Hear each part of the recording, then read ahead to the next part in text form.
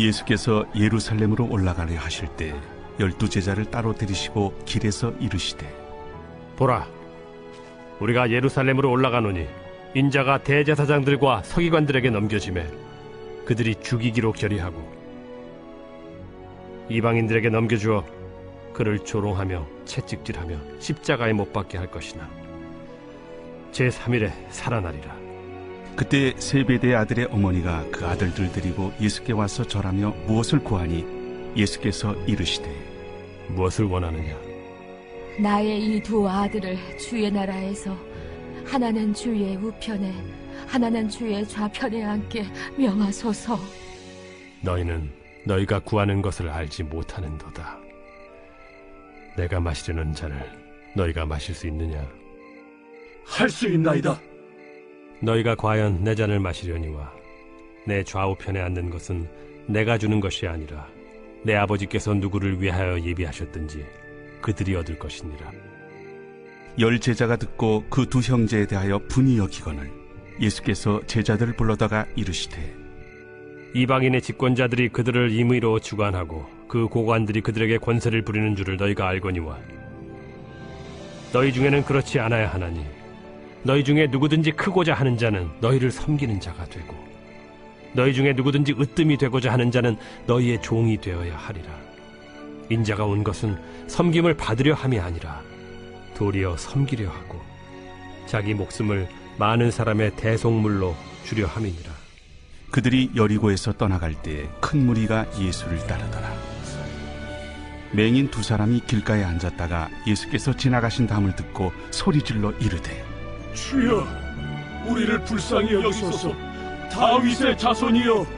무리가 꾸짖어 잠잠하라 하되 더욱 소리질러 이르되 주여, 우리를 불쌍히 여기소서. 다윗의 자손이여. 예수께서 머물러 서서 그들을 불러 이르시되 너희에게 무엇을 하여 주기를 원하느냐? 주여, 우리의 눈뜨기를 원하나이다. 예수께서 불쌍히 여기사 그들의 눈을 만지시니 곧 보게 되어 그들이 예수를 따르니라. 오늘 예수님께서는 세 번째 순환 예고를 하셨습니다. 근데 이 순환 예고가 다른 순환 예고보다 더 구체적으로 자신이 어떤 죽음을 맞을 것인지를 설명하고 있습니다. 마태복음 20장 18절과 19절 말씀을 보시면 보라, 우리가 예루살렘으로 올라가노니 인자가 대제사장들과 서기관들에게 넘겨짐에 그들이 죽이기로 결의하고 이방인들에게 넘겨주어 그를 조롱하며 채찍질하며 십자가에 못 박게 할 것이나 제3일에 살아나리라. 이런 예수님의 슬픈 예언 앞에서 한 어머님이 찾아옵니다. 이 어머님은 세베대 아들 야고보와 요한의 어머니죠. 그런데 이 어머니의 청탁의 모습은 참 같이 있는 제자들에게도 분개케 하는 그런 언어였습니다. 세베대의 어머니가 무엇을 원하는지 예수님이 질문을 합니다. 그랬더니만 21절에 보시면 나의 두 아들을 주의 나라에서 하나는 주의 우편에 하나는 주의 좌편에 앉게 하소서. 우리 부모의 욕심은요, 자녀 잘 되는 거 누구나 다 있습니다. 그런데 부모로서 그렇게 예수님께 우리가 기도하는 모습으로 빗대어 볼 때 우리 자녀가 1등 되게 해 주십시오, 2등 되게 해 주십시오, 이거 좋은 대기업에 취업하게 해 주십시오, 나쁜 기도가 아닙니다. 그런데 그런 잘 되는 것에만 가르치는 기도의 제목들은 자녀에게도 바른 기도가 아니라는 겁니다. 왜 내 자녀가 3년 동안 예수님 따라다닐 때에 세베대 아들 야고보와 요한의 어머님은 예수님을 따라다녔는지에 대해서 잘 몰랐던 것입니다. 우리가 예수 믿고 출세해서 성공하고 내가 편하게 잘 먹고 잘 사는 것, 내 자녀 때문에 내가 아이고 그래도 자녀들을 잘 키우셨네요, 이렇게 세상적으로 좋은 평판을 얻는 것, 우리 예수님에 믿는 자녀들의 길은 그 길이 아니라는 겁니다. 한국교회가 세베대의 어머니와 같은 모습으로 자녀를 양육하거나 하나님 앞에 기도해서는 안 된다는 것입니다. 오늘 예수님께서는 십자가의 길을 이해하고 있는가? 그 질문을 하고 있는 겁니다. 우리는 1등, 2등 해서 십자가의 길을 순종하고 그 길을 따라가는데 그 길에 쓰임받는 자녀가 되게 해달라고 기도하는 것이 건강한 믿음에 가진 부모님들의 모습일 것을 기억하시길 바랍니다. 첫 번째 기도 제목은 십자가의 길은 고난의 길이며 순종과 섬김의 길임을 가르치는 부모님이 됩시다. 이런 내용입니다. 또 지금까지 예수님의 제자로 우리가 순위를 따진다면 수제자라고 하는 베드로가 있습니다. 늘 베드로하고 늘 겨누는 그런 입장이었죠. 여러분들도 아시듯이 변화산에 올라간 우리 세베대와 야고보, 요한, 이 두 사람은 베드로와 함께 변화산에도 올라갔습니다. 그러나 늘 순위가 밀리니까 오른쪽, 왼쪽을 달라는 겁니다. 예수님은 이런 속이 상하고 속 터지는 상황에서 22절에 보면 이렇게 말씀합니다. 너희는 너희가 구하는 것을 알지 못하는도다. 내가 마시려는 잔을 너희가 마실 수 있느냐? 여러분, 그들은 그 질문에 대해 많이 생각해 보지도 않고 22절 하반절에 보시면 우리가 그들이 말하되 할 수 있나이다. 우리 마실 수 있습니다. 이 대답은요, 세베대의 아들들도 야망을 위해 지금까지 예수님을 따라왔다는 단적인 답이 되겠습니다.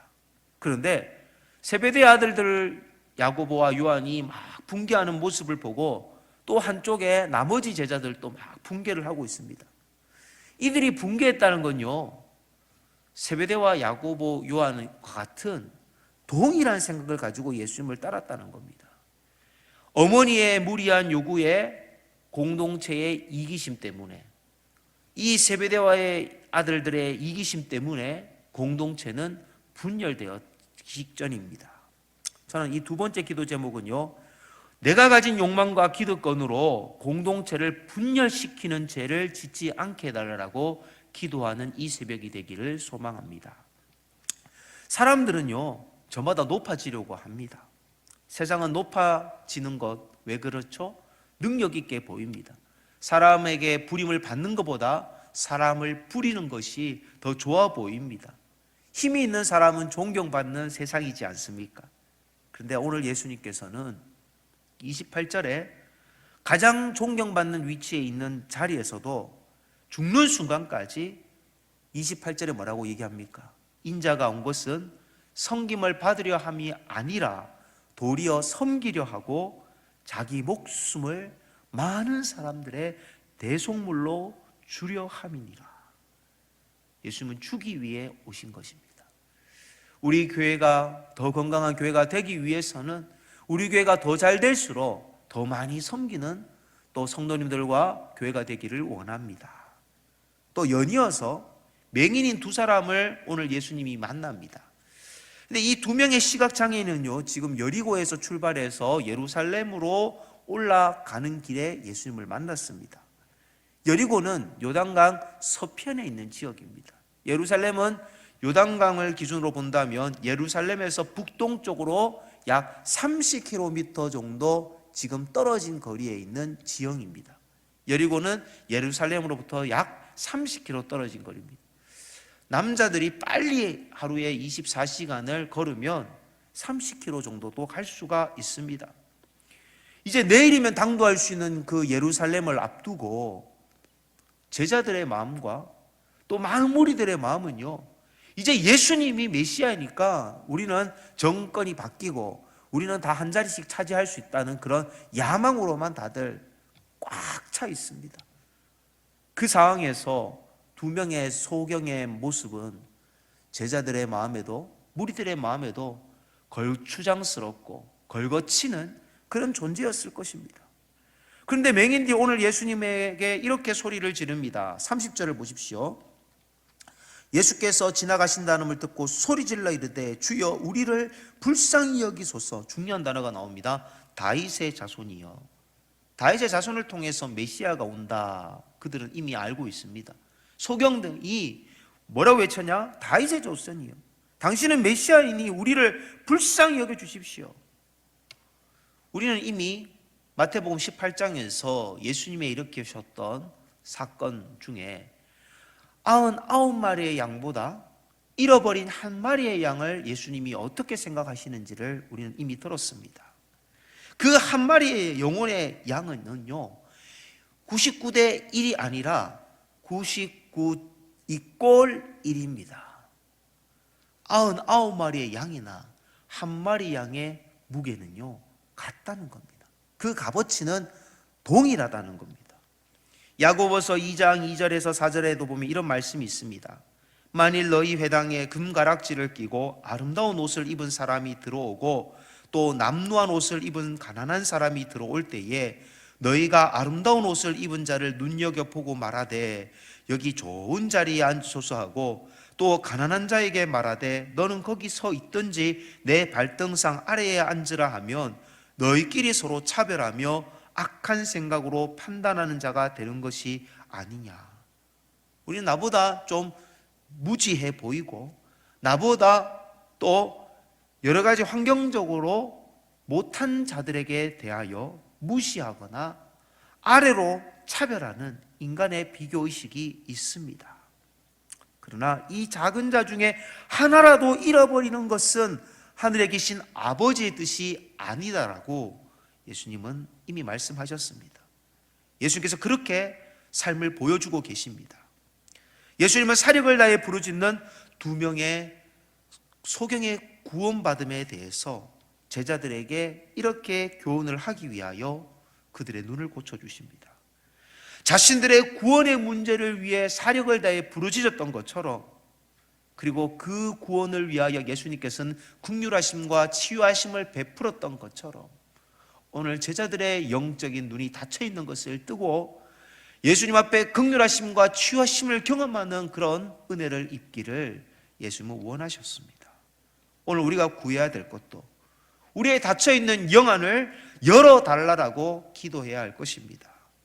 예수님은 제자들에게 이 소경의 시각장애인의 치유하심을 통해서 보지 못하는 자가 되지 말고 내가 지금까지 순환 예교를 통해서 가르쳐줬던 그 예언을 보는 자가 되고 이해하는 자가 되고 실천하는 자가 되기를 원하십니다.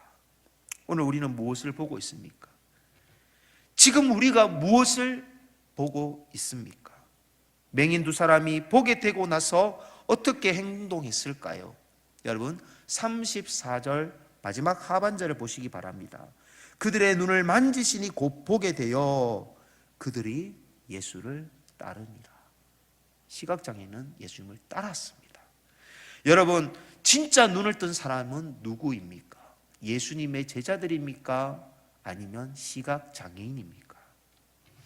우리가 세상적인 욕망으로 가득 차서 우리의 영적인 눈이 닫혀져 있다면 우리는 예수님을 여전히 따라간다 하면서도 예수님에게는 눈이 닫혀진 사람으로 보일 것입니다. 그러나 자신의 구원의 문제를 놓고 메시아이신 예수님을 다윗의 자손이 나를 불쌍히 여겨주소서라고 기도하며 예수님의 길을 따라가는 자는 진짜 눈을 뜬 사람이 되는 것입니다. 오늘 3번째 기도 제목입니다. 우리의 영안을 뜨게 하시며 우리에게 주신 십자가의 길을 오늘도 세상의 야망의 길이 아니라 십자가의 길을 묵묵히 따라갈 수 있도록 기도하는 귀한 새벽 되게 해달라고 함께 기도하겠습니다.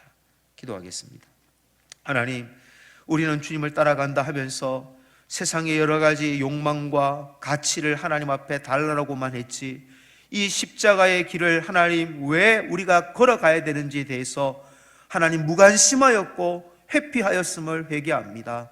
주님, 우리가 자녀에게도 우리의 삶에 있어서도 십자가의 길을 걸어가신 예수님의 삶을 우리 교회가 실천하는 교회가 되게 하여 주셔서 세상에 많은 소외되고 고통받는 자들이 왜 예수님을 믿어야 되는지, 예수님이 왜 구원자인지를 깨달을 수 있도록 복음의 통로가 되게 하여 주옵소서. 하나님 아버지, 오늘 우리가 영적으로 눈이 뜨여지는 이 새벽 되기를 원합니다.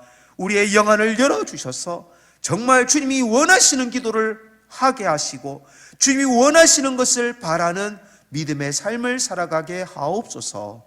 예수님의 이름으로 기도합니다. 아멘.